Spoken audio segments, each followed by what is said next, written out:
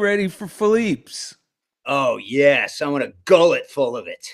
Yes. Now, just know people can hear you now. We're on YouTube. Smell that roast beef from here. Okay, bye.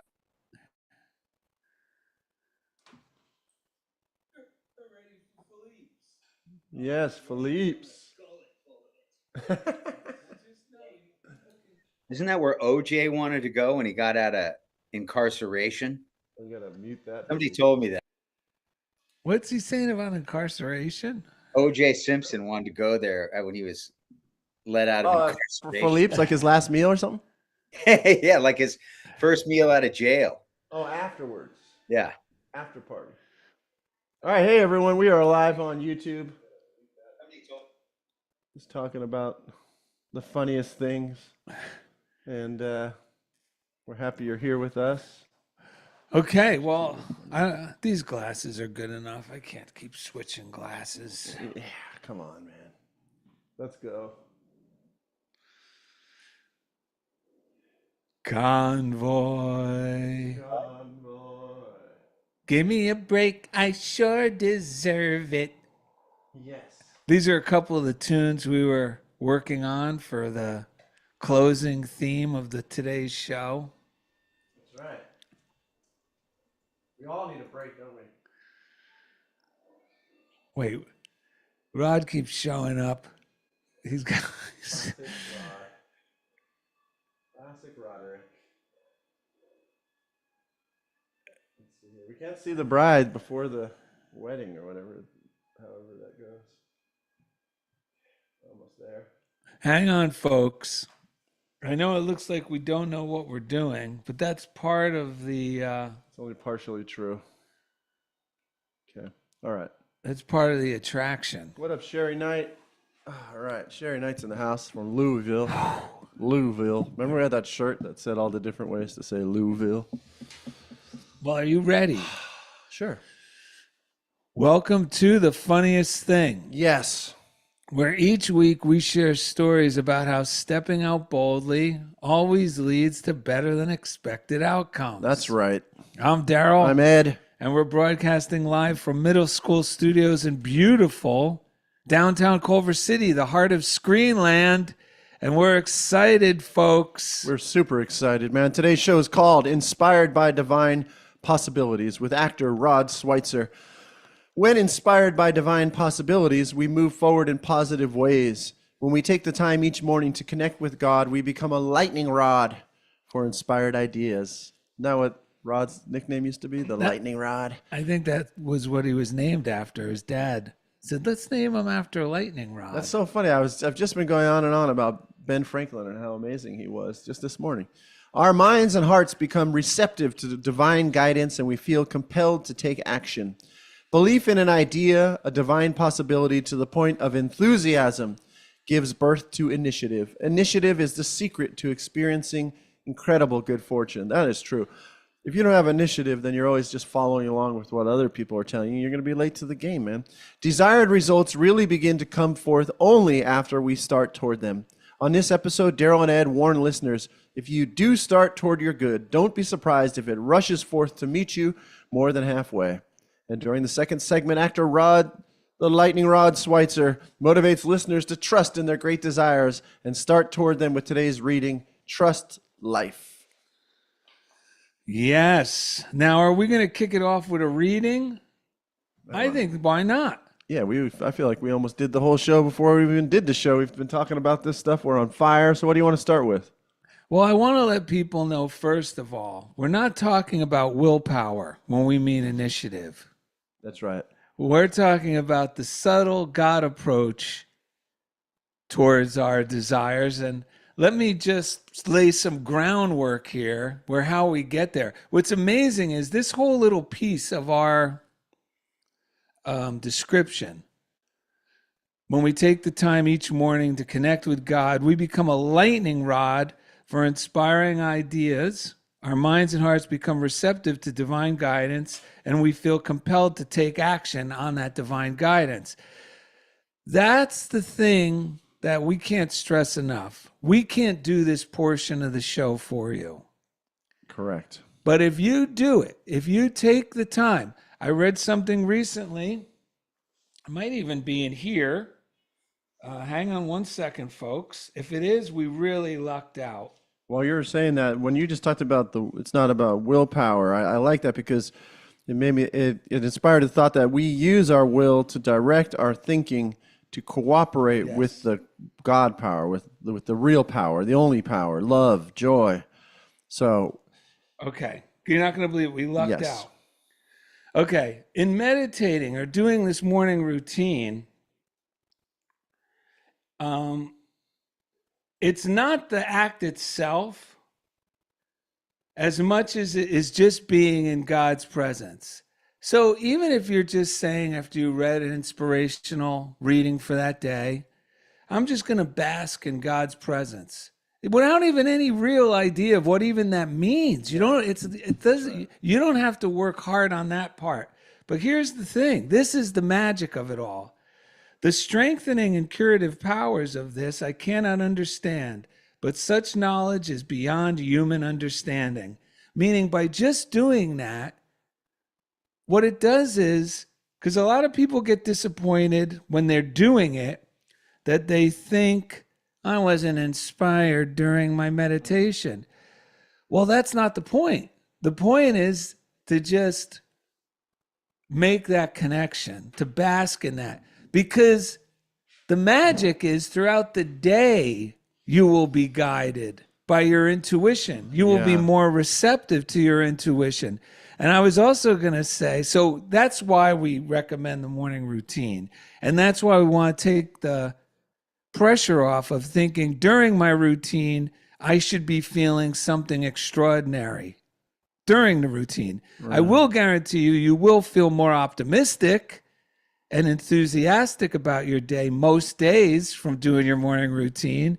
But don't worry whether or not you get some white light experience, because the magic is throughout the day. That's so true, man. Yeah, I've been approaching my morning or evening routine, which is new for me. With when you said that, it reminded me with an I have nothing to worry about attitude.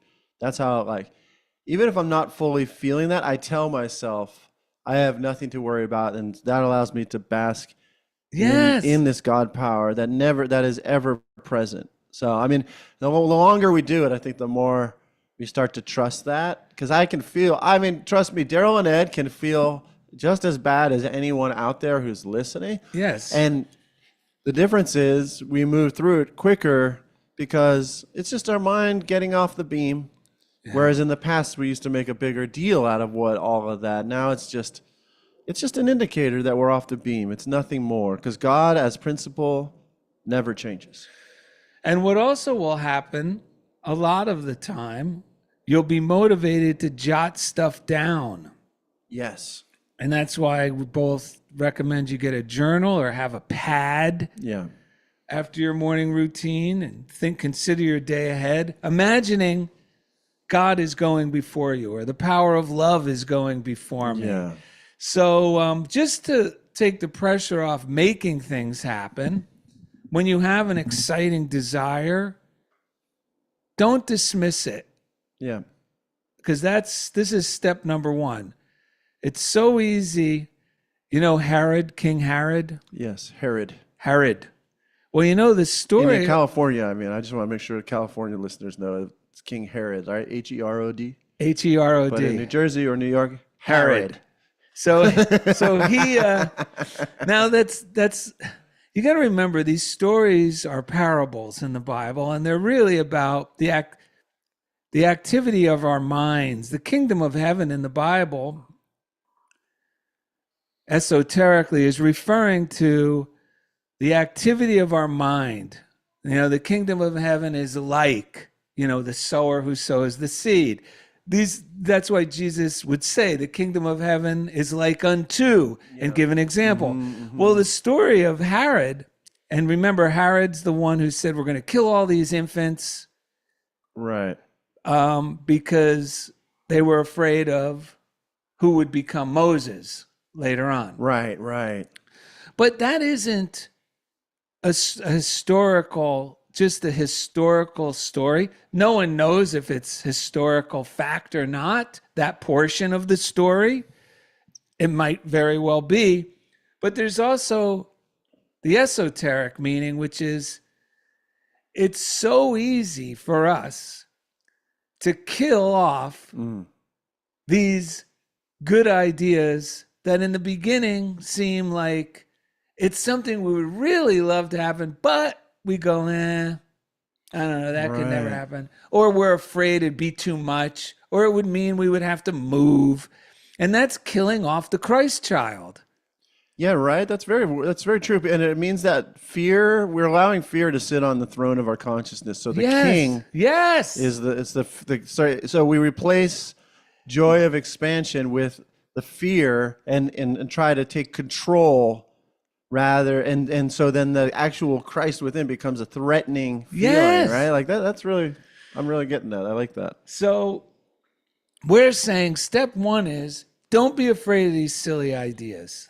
That's what Paul Arden said. Yeah. And it means don't dismiss them. And that's why we like Darrell and Ed will write these things down. Write them down. Even if you think, oh, this is too good to be true. Write it down, because it's not. And I'm going to read from Ernest Holmes. This is a book called The Science of Mind. Now, this book, if you're not familiar with it, it might seem scary. What is that book, Science of Mind? And you'd think these words mean scary things. At least I did. And all it means is, think about it. It's saying the science of how our mind works. And it's a real fat, giant book. I would never recommend reading this from page 1 to the end in chronological order. You can.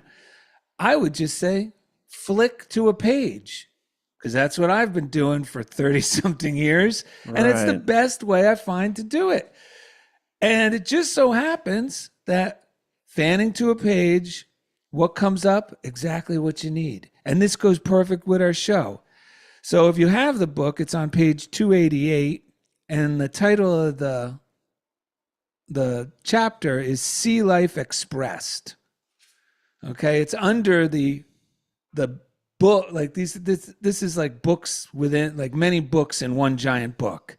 So it's under the book heading within The Science of Mind, Mental Equivalence, and the little chapter is See Life Expressed. Anything you can dream of is not too great for you to undertake. And last week we talked about Ella Wheeler Wilcox saying, trust in your untried capacity. Yes. So anything you can dream, and Ed's got a great story about this. Anything you can dream of is not too great for you to undertake. Entreating just means turning this thing over, not giving up on it. Now, entreating means I'm going to disregard the temptation to not write this down, or to think it's too much, too good to be true, or just too silly to even start. Entreating means we allow ourselves to imagine the possibility of it coming out. So that's what we mean by treating. In treating, we conceive of the ultimate of the idea, but never the process. Never treat a process. Darrell and Ed and you should not get involved in the how business. How will this ever come about? I got to do this. That's when we start using mind power and physical, or I'm not going to say mind power, meaning willpower, scheming power, like trying to figure out who I got to know, what I got to do. Get that out of your mind, okay? In treating, we conceive of the ultimate idea, but never the process. And here we go. Never let anything cause you to doubt your ability to demonstrate the truth. Now, the truth meaning the divine inspiration. Truth and power. Power, I'm only learning all these definitions of what these words mean because I've been working on the symbolism, like in the Statue of Liberty and now on the Great Seal. So truth is the inspiration. It's that something within us that's always pushing us to greater expression, to greater good, to express love, which I am love expressed. Ed's an expression of love. We only get into trouble You're an expression of love when we start thinking fearful thoughts, because then we're no longer expressing love. All right? So never let anything cause you to doubt your ability to demonstrate the truth. Truth is that inspired idea pushing you to something greater, and power is the willingness to do the next inspired, or I'll say required activity. You know what I mean? The required activity means, oh, you're going to need to fill out this form if you want a passport because you were inspired to go to Paris and you don't have a passport. Right. But this is the great news. So conceive of your word as being the thing. See the desire as already accomplished fact and rest in the perfect confidence, peace, and certainty, never looking for results, never wondering, never becoming anxious, never being hurried nor worried. Those who do not understand this attitude may think you are inactive, but remember, to him who can perfectly practice inaction, all things are possible. And I just want to follow that up with this note. And this is another good thing about doing a routine. You'll come up with things you'll put in your little notebook. And then I end up coming up with stuff in my brain that turn out to be postcards for friends. And I realize, these postcards, I'm really writing them to myself. And it's always the teacher learns through teaching. You know what I mean? We learn from helping others. We're helping ourselves because that love is flowing through us. So this was the note I wrote to myself, which I put on the postcard for Kirk. This is it in a nutshell. Stop trying to use personal strength or mind power. Instead, I trust God is working on my behalf now. That's all we need to do. That's what makes this fun. Humility is power, and that's what we mean by humility. Trusting in supernatural power, God power.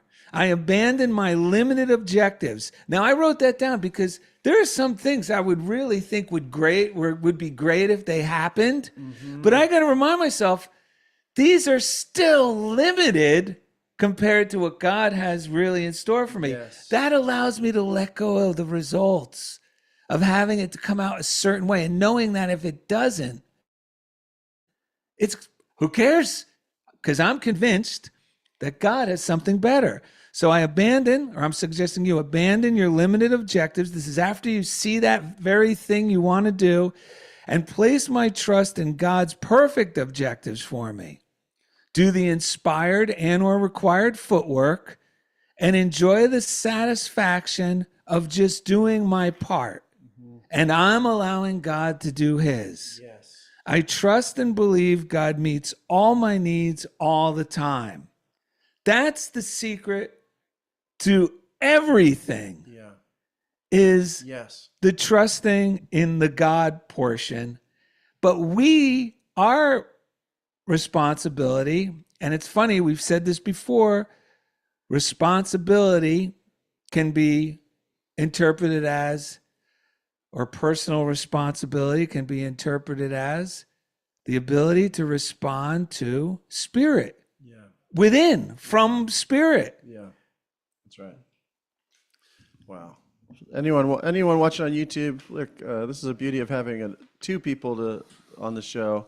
So if you have friends, it's really important. If you have friends that read these books with you, talk about them with a friend where you can really get your own answers to your own questions and inspirations. I'm holding up the notes I took while Darrell was speaking. It's just like, it's awesome. And this stuff comes alive. The truth comes alive within us when we hear it and it's important to write down those inspired ideas because what happens is our subconscious mind sees us writing it down and goes, oh, that's important to add. And then we'll bring you more through your intuition, more ideas like it will connect you with more things. Because what we want to do, we receive our inspired ideas, but we want to keep them inspired, like Darrell was talking about, by staying out of the how, which is, because what I used to do is I would get an inspired idea, and instead of doing what Eric Butterworth said, I believe, where he said, turn it into a project, not a problem. Yeah. But a lot of our inspired ideas, even our children or whatever it is, our wife or our husband, anyone can become We forget this is an inspired project that we wanted to be a Yes. part of, but our mind, if we don't have these tools, can turn it into a problem. Yes. Because we put the weight on our shoulders. And remember, I was just thinking about this. We may have talked about it recently, but in the Bible, Matthew 11, 28, 30. This is what a lot of people quote this, and I never fully understood it till recently, or in the way I do now. He said, "Come to me, all you who are weary and burdened, and I will give you rest. Take my yoke upon you and learn from me, for I am gentle and humble in heart, and you will find rest for your souls. For my yoke is easy and my burden is light."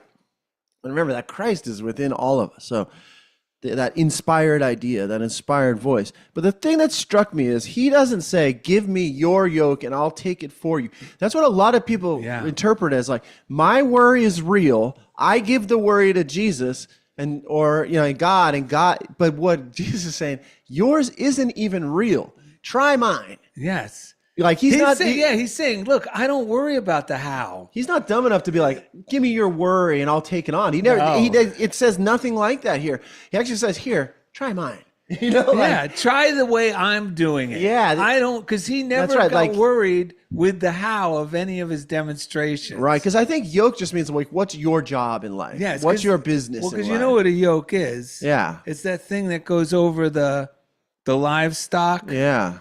Right. Two giant oxen, they would put it over, and it's to pull the wagon. Oh, okay. So he's saying, take that yoke. That's what the yoke is. Yeah. That tool. Right. Take that harness. Yeah. He's like, yours is outdated. It doesn't work. It's weighing you down. Try mine. Yeah. And so that's really important, is to keep it light. Keep this stuff light so that your inspired ideas do not become a problem that you then think you have to solve and become a burden that is heavy. Well, or Florence Scovel Shinn in The Game of Life says it perfectly. Yeah. Do not let your heart's desires become a heartache. Yes. Meaning stop being concerned about how. Initiative, because the how turns us into I should, I must, I better. Yeah. And it takes all the love affair and enthusiasm out of what we're doing. That's right. And now we're motivated from this twisted piece of ourselves that is ineffective. And all these teachers and all people who did go on and create things that drastically improved humanity, they had an inspired idea and they moved from inspiration or required activity to inspiration to required activity. Yeah. And it was a delightful journey. And that's how it is for a lot of the things I do now, Ed does now. Some of you have probably experienced that. But our part is to keep that old yoke, that old pressure off of us. Yeah. And trust that I'm just doing the simple footwork. And my only part in this is to continue to believe that God is taking care of the how. That's right. And it's a fun way to do it. Yeah, so let me just read a couple readings. Then I have just a quick story about a student, how I use this in real time.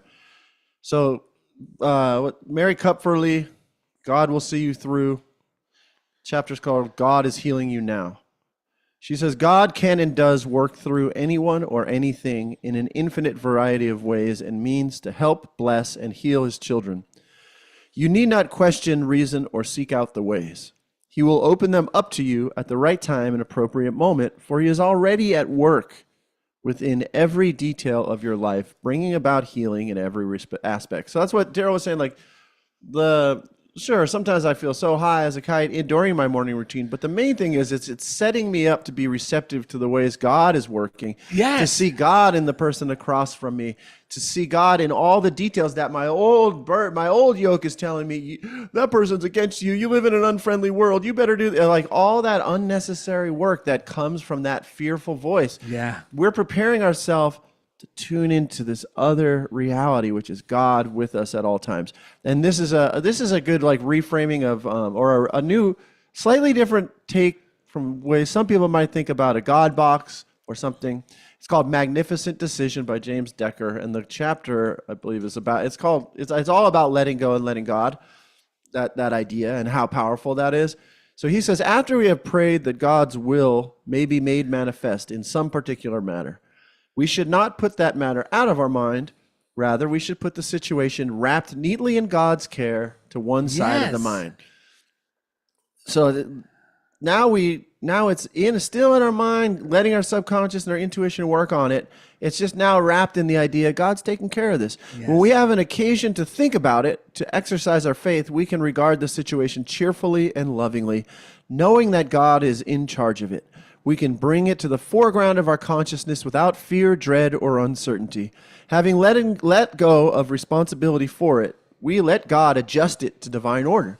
Then, if he shows us that we are to do something further concerning it, we can be sure that our action will be divinely guided. Yes. Whatever your prayer, whatever your need, do not be afraid to finish your prayer and let God take over. That means don't obsessively pray. There was a priest that once called this machine gun praying. Don't do like if I better just keep pumping rounds and no. Because that's reinforcing the fear. That's right. me constantly saying, this is impossible, this is impossible, That's this right. is impossible. Talking to God is good, yet there comes a point at which you must stop talking, stop reasoning, stop planning. Darrell would say, stop scheming, Yeah. and simply give up to God. Give it up to God. You have available for your use whatever portion of God's power you are willing to use. You cannot make his power the sole force in your life until you stop your own striving and straining. Yes. And that's the big message my intuition's been telling me. And I didn't even know what it meant. This is the thing. We get the ideas. I have to become a new person to birth the ideas often, but in a joyful way, like in a way that's Yes. more of who I really am, not in some fake way. That's why it's a project. Just have a journal. Whatever that thing is, when you have an inspired idea about it, write it down. If you hear someone say something about it, write it down. Yeah. Bless the negative and just let it go. Write down the inspiration. So here's like an example in which I stopped pushing so hard. I was at a meeting for one of my students. They're actually kind of helpful because I don't always have time to collaborate with the people. I work with like multiple people who are working with the same student. And it's helpful for us to all get in the same room and say, what do you think? What do you see is going on? What do you see? So I had that experience, and there was a teacher and an assistant, and then someone who's called like from the district who kind of supervise, like kind of has a even more aerial view over the whole program. So we're there, we're talking about this student, and so I've worked with students with autism for a very long time. And what I've learned is, in some students' cases, if they sense that you don't think they can do something and that you're going to do it for them, something that they would rather not do anyway, they'll play along and just let you Do it. let you believe that they don't know how to do it, right? Like this student is way more capable of writing, but he's just, like a lot of us, he's like, school, it sucks. So if you're willing to do that for him, he'll let you believe he doesn't know anything. Yeah, in my day, they would call that a smart kid. Yeah, and he'll like butter you up. Oh, thank you for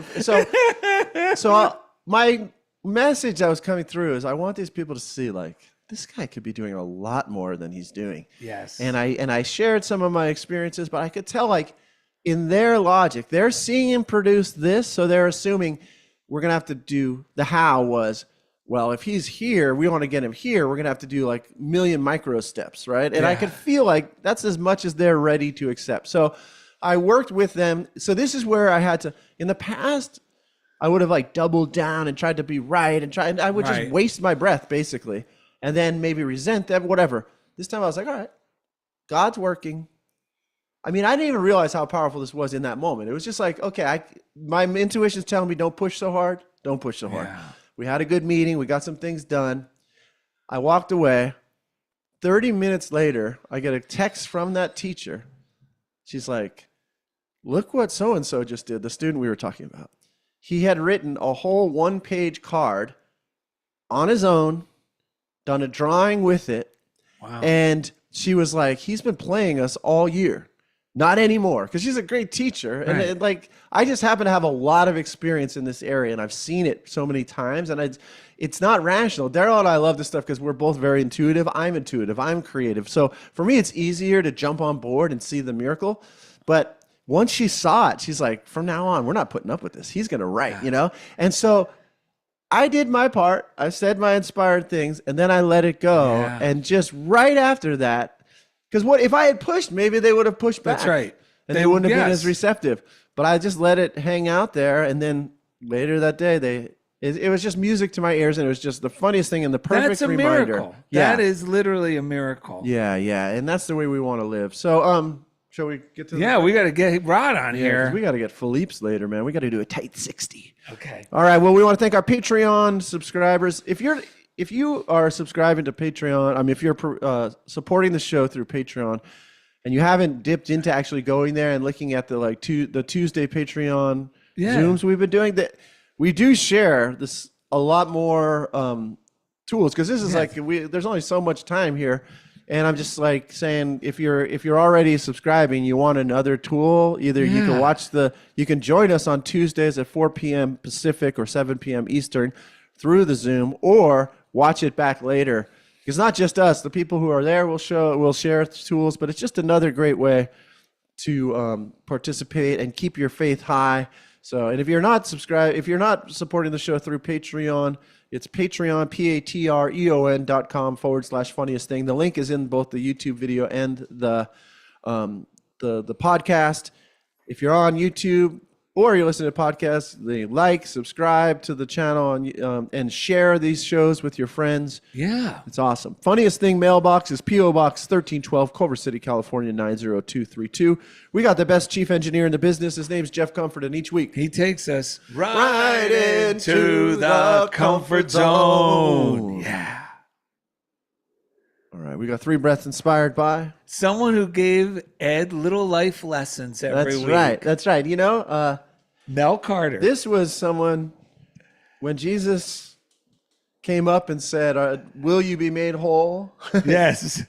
Mel Carter was in and on board. That's right. Because she was tired of carrying the mental effort, the heavy yoke, and the physical stress of trying to do it on her own. So which is impossible to do. That's the thing. It's a waste of time and energy. If we have time later, I have one more power washing tool I've been using to not let people and situations under my skin, but it's all about clearing out. It's a waste of time and energy. That's the main thing. So you could use these breaths this is actually one of the most positive prayers you could say.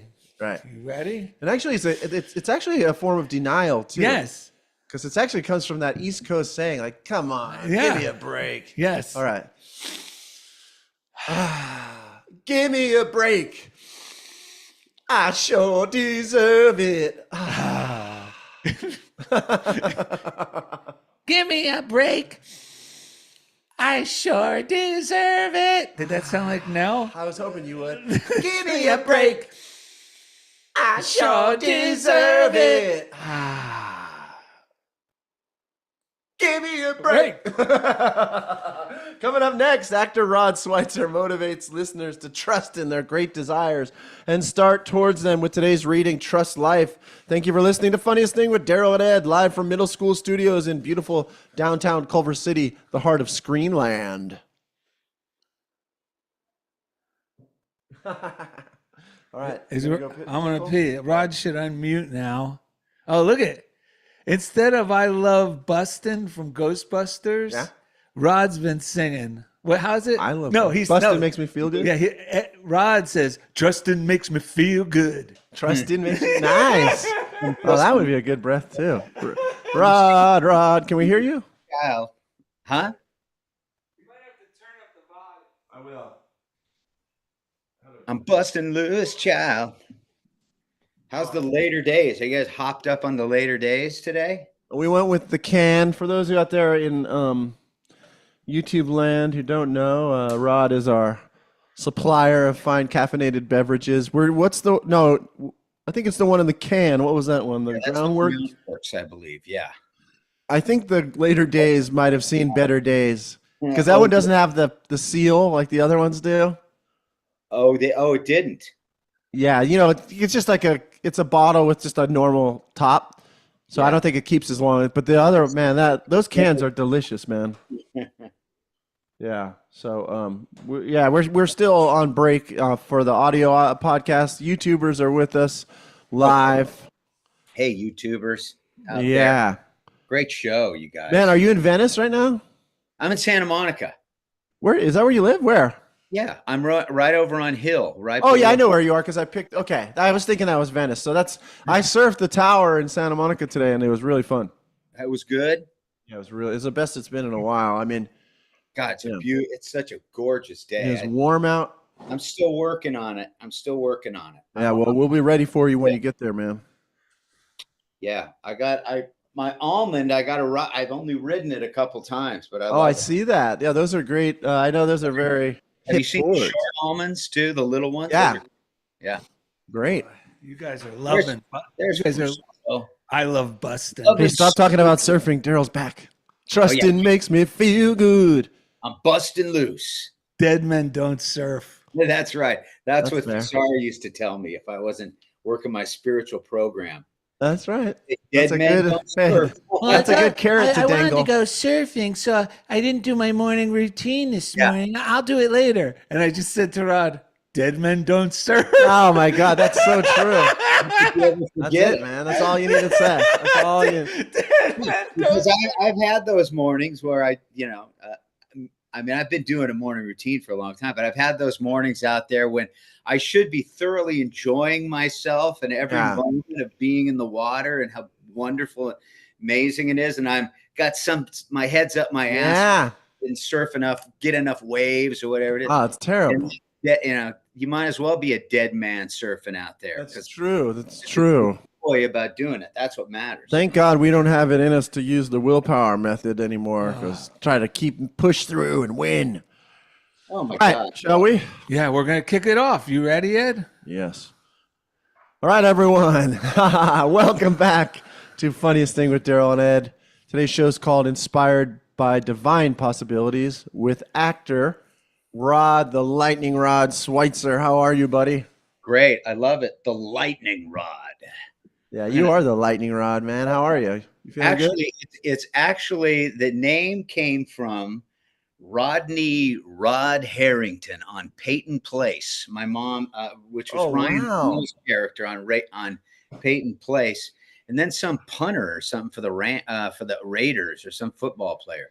But yeah, I had to deal with, it was for a long time. It was the Rodney Allen Rippey joke. You guys remember him? Yeah, because he was the only other Rod in our generation. Yeah. So I took a lot of jabs about Rod. Rodney Allen Rippey. Yeah. That's so Yeah. funny. Yeah. So what's on your mind after hearing us go on for a Oh while? man. Well, this book is on my mind for sure. Can you read it? It's all torn up from the years of having it. Around the year with Emmett Fox. Right? Because golly, that was the first book that Fazaro turned me on to. And all those things that you guys were talking about are just all over that book, right? I mean, I'm not good at remembering exactly how they all go, but I mean, the Brooklyn Bridge story, right? About how what I really got a lot of when you guys were talking, and I kind of thought about this beforehand when I got kind of the message for today, was that it's really about the journey, right? It's about the joy within the process of everything. Yes. It's about finding joy in that. And, and the morning routine is like, we're like a solar battery light, we're like a solar flashlight. When I plug into God and I get my energy or my power from God or whatever you want to call it, Yes. shine my light on the world, and if I don't, I pretty much got a dead battery. And it applies to everything that I do. That's what I was also thinking when you guys are talking about how, gosh, it applies to career, right? Or art or life and things that we're dealing with. God gives, I have so much power within God's power within me that I can get through anything, but I have to remember to let God's power work through me, I'm going through. So I texted Darrell yesterday. I was like, oh my God, because I've been dealing with my mom's getting an operation. So I kind of take care of my mom. And I've been dealing with the madness of healthcare, and trying to call this guy, that guy. And it's just like insane. They'll drive you nuts. And I just, And it even applies to this, that I have got to completely let it go. It's totally God's law of adjustment. I want to control it. I want to try to, deal with it and work it and make it work. And it's just, I've been proven time after time after time by using these principles, or this principle, that I have to leave it all, completely get out of the way. Just get out of the way. And it's such a relief to do, I love, Eddie brought up God as principle. And I always get like, principle, that's such an academic word. What does that mean? And so I kind of did a quick Google, and I love it. It's just the fundamental truth that governs the universe. It's God's fundamental truth. It's governing my life, and it just applies to everything in my life. So that definitely was the first thing what came to me as you guys are talking. Well, That's also, awesome. don't you find too, when you take first, like the initiative, some people have the wrong idea of initiative too. Initiative doesn't mean someone who's a willful person. Initiative just means someone who's willing to follow the breadcrumbs. And don't you, Yeah. and that the next right indicated thing. And don't you find, because you've done a lot of things recently in acting that take initiative. Well, it Meaning, also, yeah. Booking, because you did a play in New York that was basically, a self-production. So it's not like I want to make sure the audience understands. This isn't just because there's some parts in acting work, just like anything, where it's a fun thing. You get paid to show up. They fly you there. They take care of everything, or like if I get hired to do a workshop at one of these schools or at the library, I'm well compensated. They make sure all the desks are there and everything's set up and the supplies. But then there's other things where we get the inspiration to take the initiative is having enough faith in God in this idea I'm enthusiastic about, to take that scary next step where maybe I'm going to have to spend some money. Maybe I'm going to have to take some time off from work to do this. Maybe I'm going to have to travel somewhere away from home. And you've done that a couple of times this past year. And I just want, maybe you could share a little about how you discover that each time you take the next little commitment to, I'm going to go through with this, so I'm going to purchase this ticket ahead of time, which Florence Scovel Shinn refers to as digging our ditches, because it comes from the biblical story of dig the ditches and then I'll make it rain, meaning put your money, put your faith, let me see your faith in action. So can you share maybe how when you do that, you always discover that you're reassured in the process, that something comes and goes, oh yeah, now this shows up and the next thing shows up and the next thing and the next thing. And before you know it, you're live in front of people, you're high as a kite, and you're like, holy shit, how'd this all happen? Right. Yeah, it's amazing. I mean, Darrell, you have such a huge part in this because, and I don't know if I've told this story before on the show, I'm not sure, but, Darrell and I, we met, in a theater company in 99, I think we met, like before the year 2000, which is crazy. By the way, we both had an agent by the name of Dick Woody, which I think is very interesting. But anyway, I'll move on from that. But so Darrell gets me to go to New York with him.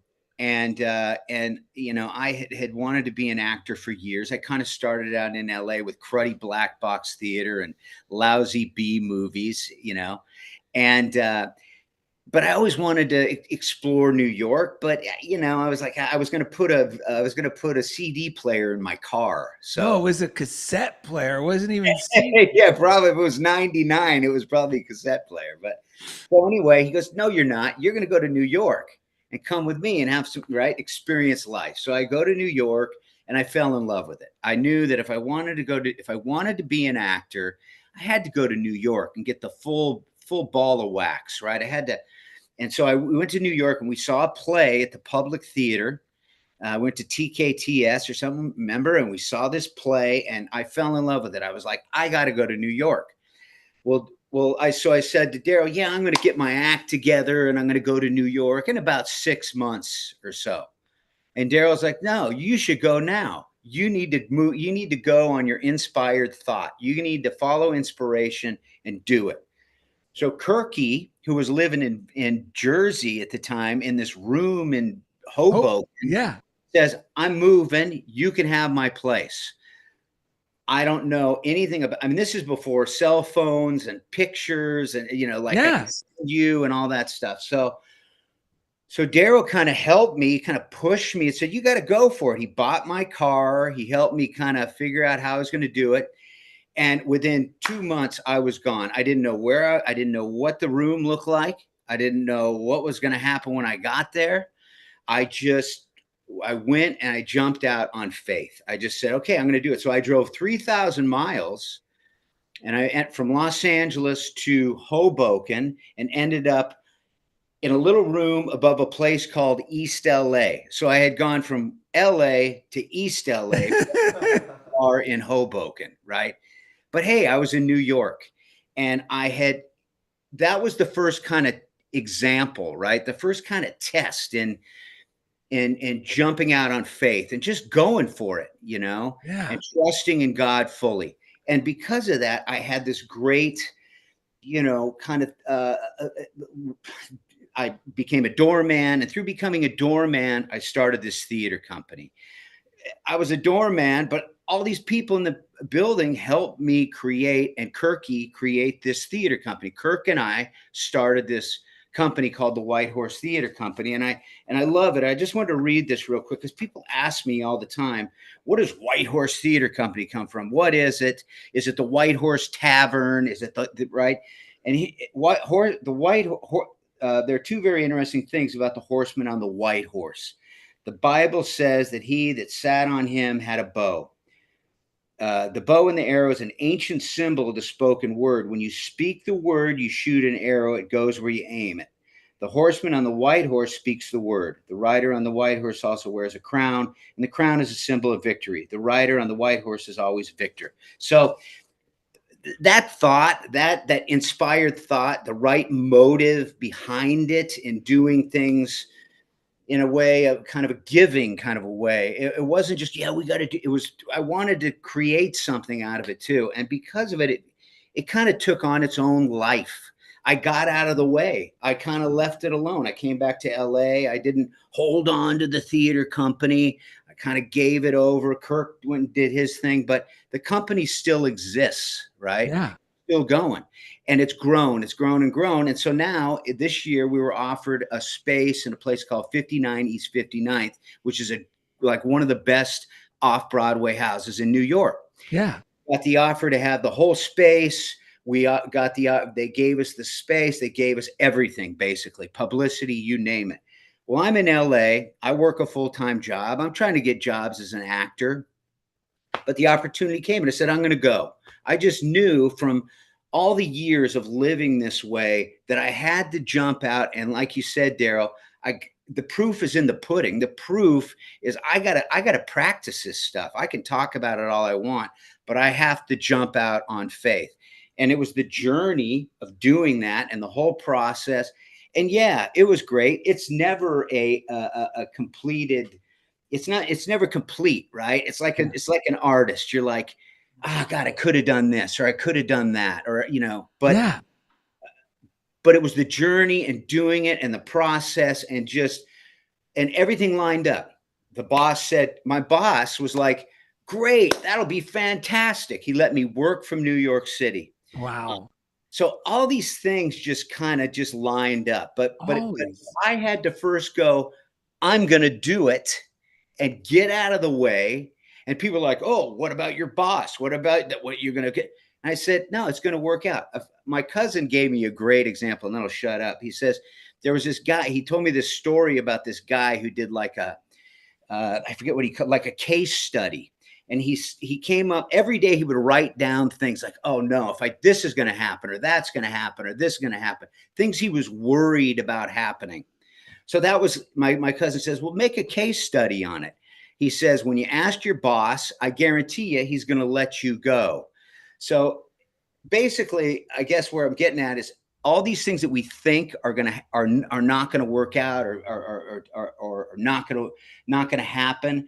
That if I trust in God, 9 out of 10 times, everything is going to work just the way it should. But I have to show up and let the universe take care of it, Yeah. So yeah, it was an incredible adventure, but it's just another example. Yeah. Of doing this stuff. It's amazing. And you're going back again in a couple months. Yeah, we're going back. I'm going back again to support the theater company, and then we're going to bring the show to Los Angeles as well. Can you believe this? This is what it's all about. Whether it's, a regular everyday work situation like Ed shared, whether it's something like outside of your everyday work situation, but something you aspire to do. Like the initiative really that matters. And I was looking at initiative and inspiration. They both have the same, kicking off the word in. And they both, it's something from within me. That's the willingness to not kill off this higher idea I have about whatever it is. And from there, the willingness to commit to the next inspired or required, we call it, action that's presented. And that's why I love that part that's in the reading description. I think this is perfect to wrap this up with. This is another great book. So you got a couple good books you heard about today, if you're listening. Magnificent Decision, Science of Mind. God Will See You Through. God Will See You Through. And also Emmett Fox's Around the Year with Emmett Fox, which is where Rod read the White Horse description from. And another good one is Dynamic Laws of Prosperity. I also mentioned The Game of Life. That's another great one. So listen to this one, folks. This is perfect to wrap things up on the way out before Rod reads his reading. Again, I wish to remind you of the promise of Goethe. If you're wondering who Goethe is, I thought for a long time when I heard people say that audibly, I didn't know who it was, but if it's written Goethe, but in German, that name is pronounced Goethe. Right. So again, I wish to remind you of the promise of Goethe. What you can do or dream you can, begin it. Boldness has genius, power, and magic in it. Why not prove it now? As one prosperous thinker has often said to me, I find the results really begin to come forth only after I start toward them, like Rod's example. And the creative methods I have presented here are simple but provable ways of helping you start toward your good. After you do start toward your good, however, don't be surprised if it rushes forth to meet you more than halfway. And this is also like I had to remind myself, these great ideas, like Rod, it seemed like it was something he really wanted to do to go to New York, but it just seemed like, oh shit, this is like, what did I get myself into? That means that's a big mountain to overcome. But once he took the small step and the next indicated action, I'll say this, once he said, okay, I'll do it. Like he told me, he goes, okay, I'm going to do it. Well, funniest thing, Kirk, after Rod told me, I'm going to do it, Kirk told me, I'm moving out of that place. And I said, wait a minute. Do you know I was just talking about Rod? He wants to move to New York. He goes, well, I'll tell these guys he could have my place when I move out. But it was Rod's decision first.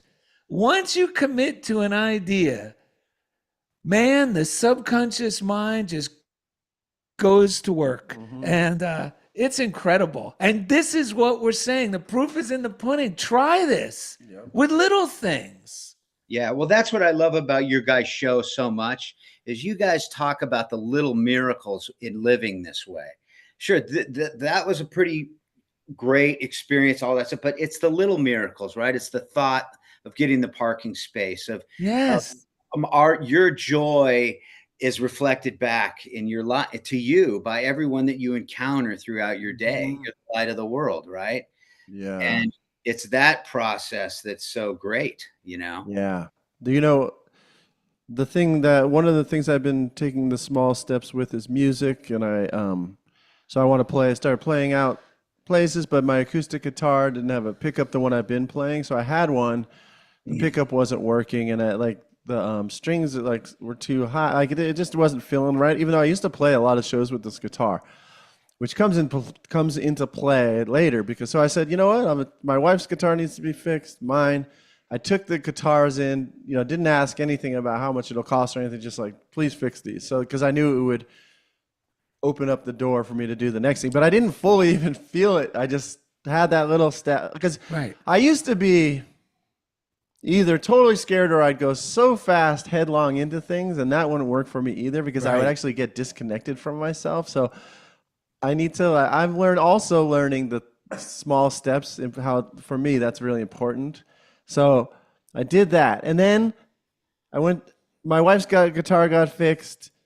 And then I didn't hear about mine for so long. And I just kept blessing it because I didn't feel like stressing over it. And so I got the email. It was ready. I went in. It cost, a couple $100. No big deal, right? But it was more than and they had told me, don't worry, we'll call you and tell you what's going to cost. Like, they didn't do any of that. But I was like, you know what? And I never would have done this before, but thanks to talking with Darrell and learning this way, I was like, you know what? Forget all of those little this is worth it for me. Yes. This little investment. So it wasn't a total big ton of money. I grabbed it. I just thanked the guy. Just let it go. When I picked up the guitar, though, like all of a sudden, oh yeah, I've played a lot of like the energy, like the joy, all that was locked into that guitar, that particular guitar, started to come to life. And then I was thinking about, there was this, it was when I used to be like kind of into this that coaching scene before I like fully found these prints. I was searching, but there was a lot of really talented musicians in that scene. And I would go to this guy's house and they would be amazing. The guy that played clarinet, keyboard, crazy. And I'm just very good at improvising. Like I could make up, if I'm inspired, a whole song would come out like. And so I was thinking about that the other day, how good that would feel. Because I just love like it just comes through, like Darrell said, the genius starts talking, the genie starts delivering, and that's one of my favorite things to do. And so this morning, I had just been thinking about that. This morning I woke up and there's a text from Elliot, and it said, "Are you still freestyle rapping?" And I said, "I've been known to," because a part of me was like, I don't know. I said, "I've been known to." And why? And the guy and it turned out it wasn't Elliot, my son, who I thought it was. It was Elliot, the guy who owned that apartment where we used to do those jams so long ago. Wow. And he's like, "Oh, I don't know. I was just out walking and I thought you were one of the best to ever do it. You're so natural. I've never heard anyone like you." Out of the blue. And we had this great exchange. He has, like just encouragement. He's recording an album. He said, "Whatever you do, keep me in the loop. I want to hear," just all these reassurance. little steps. That getting your guitar done was the right thing to do. Yeah, amazing. That little intuitive, that little voice, right? You just go with it. You just listen to it. It's like, I got a great story. Darrell and I had this crazy character named Rick Bernard. Yeah. And one day Darrell says, "Come on, let's go shoot this thing." Right. And I'm like, I don't have any of the clothes. I don't want to do it. He goes, "Come on, let's do it." With my phone. This was years. I remember this. He shot this little, trailer. It was amazing. It was like right when the technology, it got to the point where you could actually film like a pro trailer, but on a phone. Yeah, I remember this. Yeah, Rod goes, "Well, what am I going to wear?" And we were just wrote this thing together. We were at a thrift stop. We threw leather pants on Rod and a extra tight polyester shirt. Yes. And found some Chinese guy that worked at Trader Joe on his bike, and we used him as part of the movie. Oh my God. And then But the great part is somebody saw that clip that we just threw together for and said had fun with, and says, "Hey, I did a film. I got a film. I want you to be in it." So that little moment of just going, "Okay, let's go have fun. Let's be intuitive." Wow. led to a film role for me. So it's just a great example of Yeah. that. You know? Can I want to say before then we'll do the reading. I liked what you said about principle because I remember I used to hate that word principle because it sounded like, what is God? Words? But what I mean, and I'm glad you're saying this because now I throw it around without thinking about it, but it just means to me that God works on principle that I can rely on, that God is always good and always and only good. Like there are these things that in my mind I can rely on and remind myself, just like a math formula or something, Yes. whatever you rely on and know that it's going to happen, that's what God is. And once I've reestablished that in my life, it has changed everything. And I want to share one power washing tool. I've been mentioning this mental power washing I've been doing lately, or just that's the way I've been referring to it. So, and I talked recently about how I'm learning to not let people and things get under my skin because I would hide it until I blew up at people in the past, or it would just bring me down. And Yeah. I'm just sensitive to my surroundings. So I needed how do I stop doing that? Right? How do I learn? And again, I turned it into a fun project. Okay, what does that even mean? The first thing I realized is I'm the only one under my skin, right? And God is the only, when I never thought about it that way, but what's under my skin? Me. So I want me in there. I want to hear me. I want to hear God. I don't want to mistake other people's voices for me, nor do I want to fight with other people. They're not to blame either. They're not even there. I'm thinking, so what I've been doing this week, when I find myself, someone's under my skin, I just sit and breathe. And then this is big for me. I acknowledge, that person has a divine right to think and feel and say whatever they choose. That is because if I try to take it from them, I'm also taking it from myself, right? But what happens when I do that is I say, you know what? I'm acknowledging that it's not me that's saying it, thinking. I take it out of my head and I go, I love the person. I'm like, because otherwise it already happened. Why am I arguing with it or judging? And once I see it as them, I start to see it in a different light. It's not something I'm fighting against or judging anymore. I start to know the person in a new light as well. Like my wife, I've been using it with my wife. Instead of trying to solve it, like it's happening in me, like her voice goes in here and it's helping me realize, wow, she really is thinking and feeling that. And I don't know, that alone helps me disconnect and feel back into myself. And then I'll acknowledge, okay, this is what I'm thinking and feeling right now. This is what, all of that.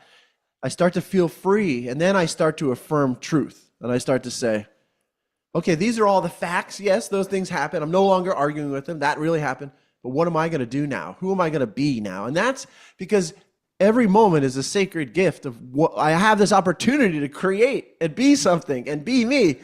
Stop blaming everyone else. What am I going to do today? And it's a joyful experience. Oh my God, I have a chance to be alive today.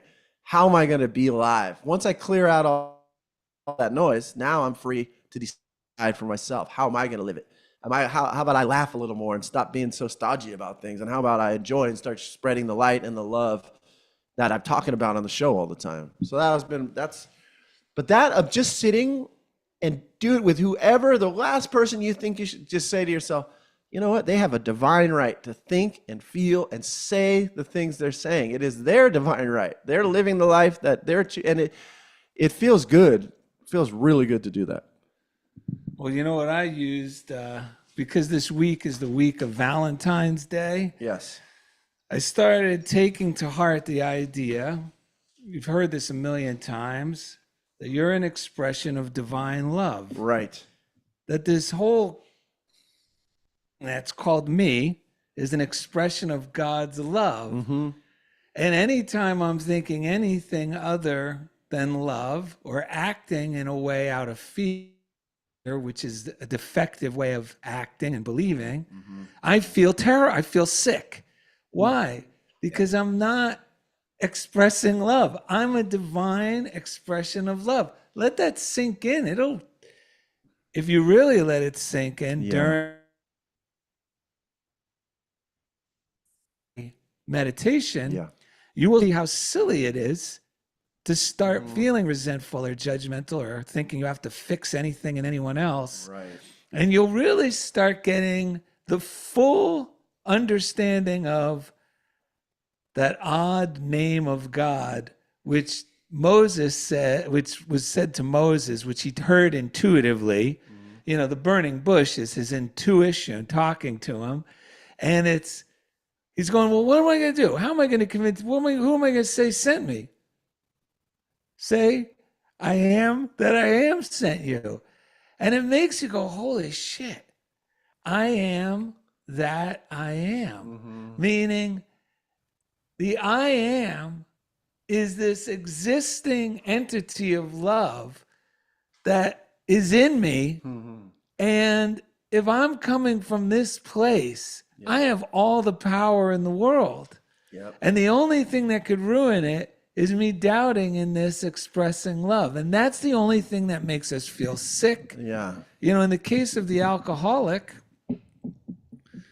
going against that makes the alcoholic, out of fear, act in ways which we all do out of fear, say things that we regret, do things we go, how could I have been so silly? And you start feeling so bad about yourself that you want to make that feeling go away. And for the alcoholic, alcohol seems to do the trick. But then what happens is the medicine becomes the poison. Right. And we're saying that just like the alcoholic, this is the solution for all of us, including the alcoholic. That's right. Is to start seeing what do these spiritual ideas really mean to me, to you, and then apply them. Yeah. And see what happens.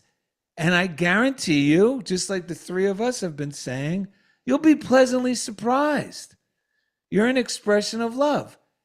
If you're feeling upset about somebody or something, my mind now does it quick because I've been doing it all week.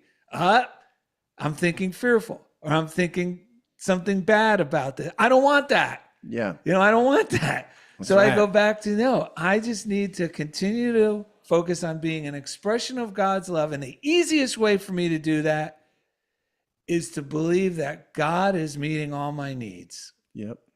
Yeah. And thank you for letting me off the hook with the morning routine thing, because it's so true what you guys were saying. I think Ed was saying, like, try to like make it perfect, or it's got to be this perfect thing.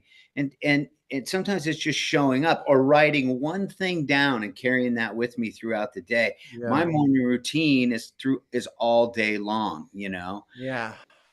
I don't have to, it doesn't have to be that perfect thing, but it's, you know, it's showing up and creating that, like I was saying earlier, just that contact with God, you know? That's right. And following through the rest of the day. That's it. The contact, because the contact transforms everything. Like the fear, which is a false evidence appearing real. It's not real, but until we make the contact with what is real, we're wandering around. That's why it's called Israel, by the way. Right? I just heard that. That's in my when I said it. All right, Rod, based on what Darrell just said about the I am, do you have that reading? Because this is perfect for the affirmative. You guys ready? Yeah, we're ready. Now do it with your best narrator voice. All right. Should I do an Australian accent, mate? If you could, it's a lot. Activity of life completely. Oh, life I love that. Activity of God. And we ourselves are expressions of life.